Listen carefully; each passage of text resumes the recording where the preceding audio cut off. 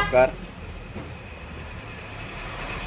आज आपला एक विषय फेसबुकवर लग्न जमलं आणि ते लग्न काही कारणास्तव त्याच्यात आता सुरू झालं आहे. पसंत नाही, अमुक तम नाही. तर ते कुठलाही समाज असो, प्रत्येकाला मुली आहेत. ह्या लग्नामध्ये जे वाईट प्रथा घुसल्यात ना, ते देवमान्य, समाजमान्य ज्या पद्धती त्याच्यावर प्रॉब्लेम ते आपण सोडल्यामुळे त्याचे प्रॉब्लेम यायले. आता ते पहिले लग्न मोडत होते लहानपणी, जवळपास 30-40 वर्षापूर्वी. तर आमच्या गावात बी असं एक ह्याच्यावरून लग्न मोडत होतं, नुसतं बनवलेलं लग्न मोडत होतं. काही ठिकाणी हुंड्यासाठी कमी जास्त झालं, काही उधार हुंडे द्यायचे, उधार राहायला त्याच्यामुळे थोडे लग्न मोडायचे. लग्न मोडत होते. आजच हे लग्न मोड असं नाही, पण ह्यात एक वैशिष्ट्य आहे बघा, एक विशेष आहे त्यात, की हे लग्न आणि ते जे लग्न मोडले ते त्याचे लग्न बी झाले ना, ते असं काही नाही. कशामुळं लोक म्हणायचे, कशामुळं मोडलं? ते हुंड्यामुळं मोडलं, बनेलीमुळं रुसलं. ते आम्हाला हेच पाहिजे, आयत्या टायमाला ते अंगठीच मागत होतं, आयत्या टायमाला पारावर हुंडा मागणं. मग आयत्या टायमाला कुठून आणणार आहेत? अगोदर हो म्हणायचं ना, आयत्या टायमाला मागायचं. तशात बी लग्न मोडलेले आहेत. असं नाही लग्न मोडले, पण बदनामी होत नव्हती. मुलीची बदनामी होत नव्हती. फक्त कारण ही असं आणि स्पष्ट सगळ्याला डोक्यात असायचं की ते हुंड्यासाठी मोड असेल, अमुकसाठी मोड असेल ते. पण आज इथं मोठा प्रॉब्लेम आहे ना. तुम्ही असो, मी असो, कुठल्याही समाजातले आई वडील असो, त्यांनी सगळंच राहायला पाहिजे. आता एक लग्न असं होतं की लग्न जमलं, सांगितलं साखरपुडा झाला. बघा ते मला उदाहरण त्याचं काय द्यायचं, ते ते वडील किती सगळं होते मुलीचे. लग्न झाल्यानं त्याने मुलाला स्पष्ट सांगितलं त्याच्या आईवडिलाला, मुलाच्या काढायला, की माझ्या मुलीकडे सुद्धा मोबाईल नाही, फोन पिन लावायचा नाही. लग्न झाल्यावर तुम्हाला कुठं फिरायला जायचं ते जा. सक्त सांगितलं तर माझं जमन म्हणलं, नाही तर मला काय मुलगी द्यायची नाही. पण तिकडे समोरचे बी राय झाले, कारण दोन्ही संस्कारी होते ना. दोन्ही संस्कारी होते, हे शब्द विशेष म्हणजे त्यांना कळत होतं. बरं, आता समजा ते फिरायला गेले, त्यांचे चर्चा होणार, चर्चा झाल्या, तुझी फ्रेंड किती आहेत, माझी फ्रेंड किती आहेत, तर संशय आला की ते प्रॉब्लेम वाढत नव्हता. तर त्याच्यापेक्षा पहिले लोक हुशार होते, काही त्याचं काय सांगायचं नाही, ह्याचं काय सांगायचं नाही. मग त्याचे ते आज बी लग्न व्यवस्थित आहेत, लग्न व्यवस्थित झाले, अमुक झाले.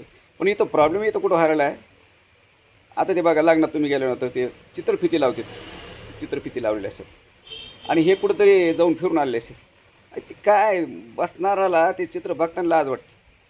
ते वेडिंग काय काय म्हणतात, ते वेडिंग काय कुठून आलं आहे, ते काय आलं आहे. अरे, ज्या अंधारातल्या गोष्टी तुम्ही त्या उजगारात करायला, उजगारात लोकांना पब्लिश करायला. मग असं वाटतं की मेंदू आहे का नाही काय.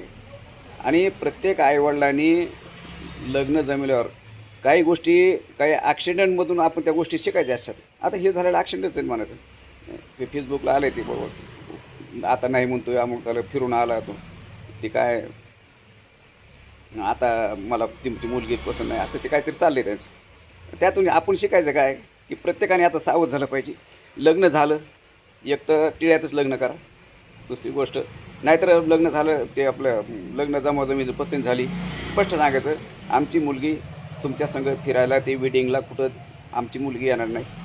आज मुली भेटत नाहीत ना, जग मारून तुमचे हो म्हणते ना. पण इथं बोलायचं कोणी, हा मोठा प्रश्न आहे ना. सांगायचं कोणी. आणि आई वडील बी खुशालच पाठवून द्यायला. आता आता जाऊन फिरून आले, आता ठीक आहे, त्याच्यावर की शिवाय त्या 12 भानगड अमुक होईल, तमुक होईल. पण त्या मुलीचा प्रॉब्लेम, आता मुलीचा किती मोठा प्रॉब्लेम आहे. तिच्या जीवनाशी याचं आलं नाही खेळायचं, तिला स्वीकारणं कसं जेवण. आता पत्रिका जे फोटो झालेत, फोटो काढलेत, अमुक हातात अंगठ्या घालणं, बोटात अंगठ्या घालणं, हे सगळं झालेलं त्यांचं. फिरून आले ते, तर ते ह्याच्यामध्ये असं दाखवले त्यांनी. मग मला सांगा ना, आता ते सगळ्या गोष्टी बाकीच्या होत्या ना हो, पण त्या मुलीच्या जीवनाचं काय आहे, किती प्रॉब्लेम येणार आता.